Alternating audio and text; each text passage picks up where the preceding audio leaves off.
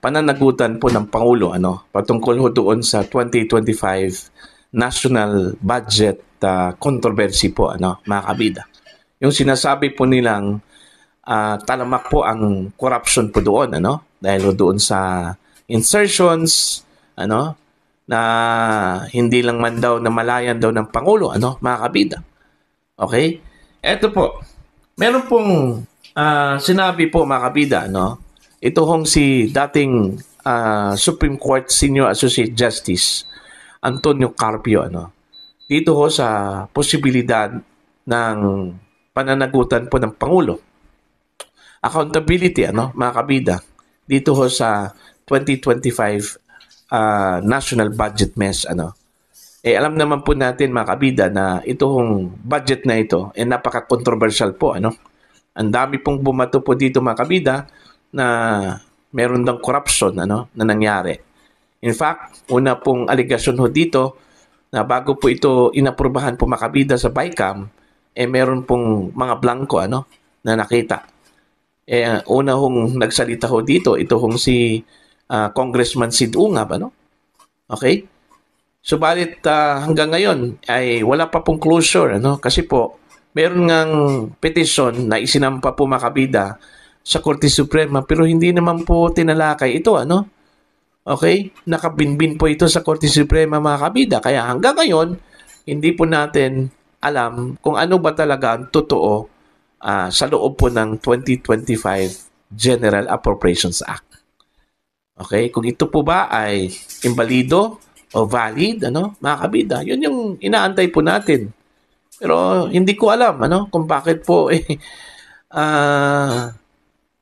parang wala hong balak pong pag-usapan yan dyan po sa Korte Suprema mga kabida.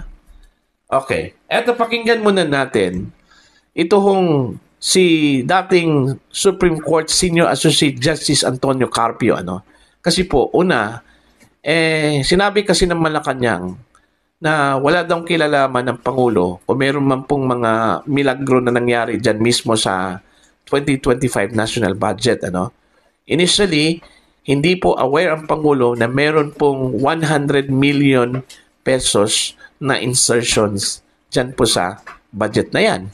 So parang sa madaling salita, kung meron man pong milagro at illegal po na nangyari dyan sa budget na yan, wala hong kinalaman ng Pangulo. Eto, pakinggan po natin, ito hong si dating Supreme Court Senior Associate Justice Antonio Carpio kung talagang wala bang pananagutan dito ang Pangulong Ferdinand Bongbong Marcos mga kabida. Narito po. In other words, inapprove ni President Marcos Jr. yung insertion of about 421 billion. Napakalaki yan. So he owned up. He is responsible for this 421 billion insertion. Mm-hmm. So he cannot escape liability.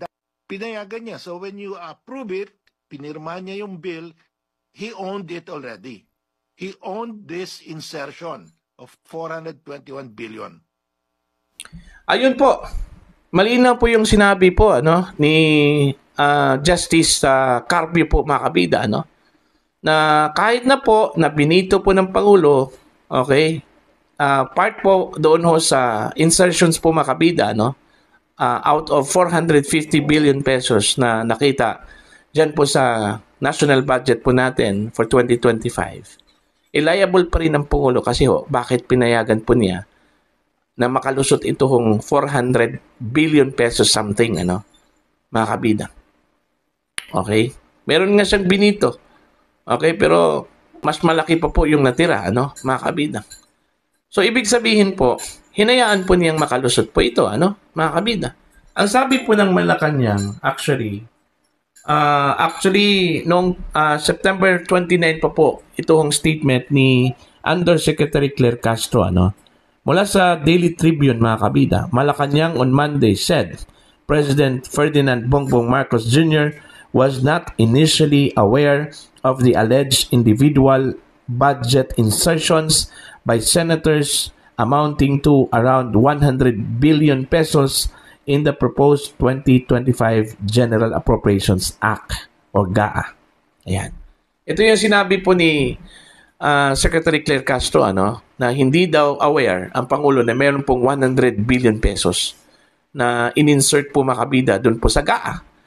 Okay, ito, sa mga senador lang po ito, hindi po ito kasali ang mga kongresista po dito mga kabida. Kasi yung 450 billion pesos na insertion, overall na po yon. Meaning, insertions daw yon from the House of Representatives and the Senate.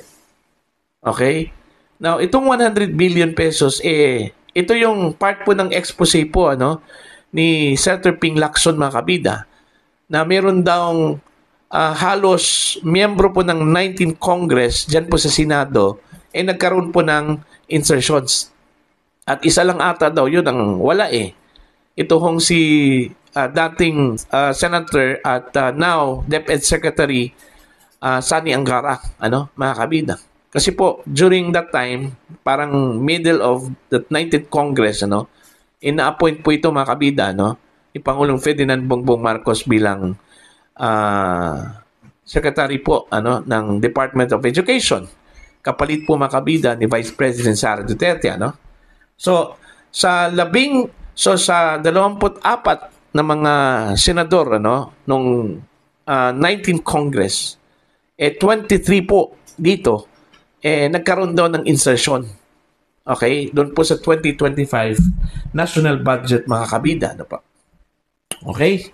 Now, ang tanong po dito ngayon, kung hindi alam po ng Pangulo, na meron pong insertion doon po sa 2025 General Appropriations Act, akala ba natin, binasa po niya yon?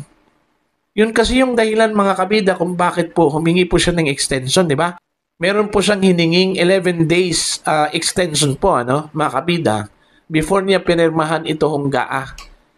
Kasi gusto daw niyang basahin muna, ng maigi, ito hong napakakapal. I think nasa 4,000 plus pages ata yun, yung ipinadala po sa Malacanang mga kabida na General Appropriations Bill. Okay? So, kung hindi po niya namalayan itong 100 billion pesos na insertion ng mga senador, ibig sabihin po dito, hindi po niya binasa, mga kabida, ang 4,000 plus pages po na General Appropriations Bill, for 2025.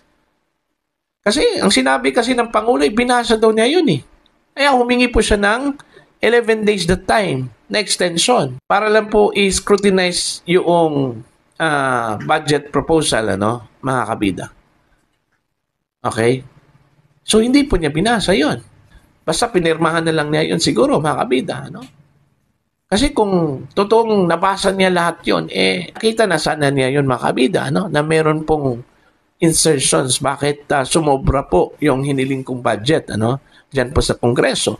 Ganun lang po yun kasimple, mga kabida. Now, paano hindi liable po dito ang Pangulo? Sabi nga ni Justice Carpio, may pananagutan ho dito, ang Pangulo kung bakit hinayaan po niya makalusot itong insertions, mga kabida. Ang tawag kasi dyan, mga kabida, command responsibility. Kahit po sabihin po natin, mga kabida, na walang ginawa po ang Pangulo na masama, hindi ho siya parte doon ho sa nag-insert, mga kabida, doon po sa General Appropriations Bill. Okay?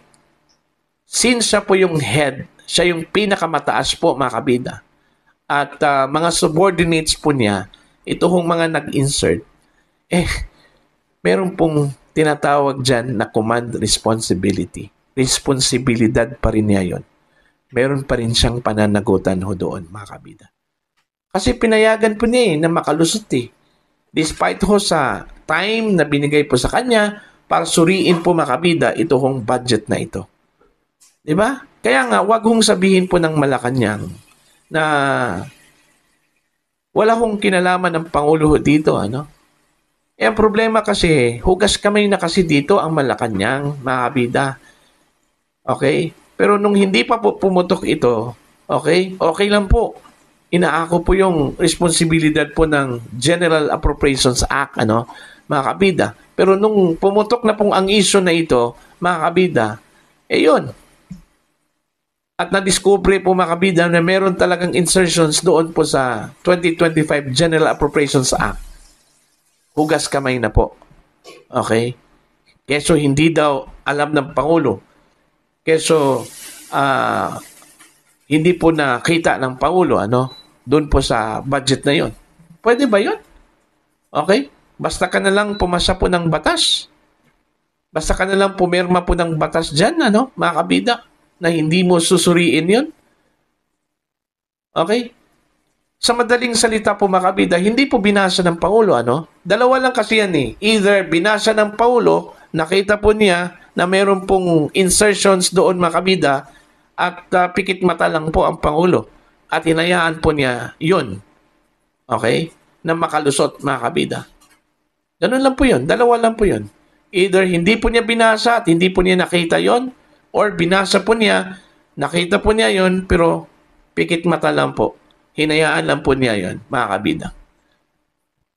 Di ba? Ganun lang po yun.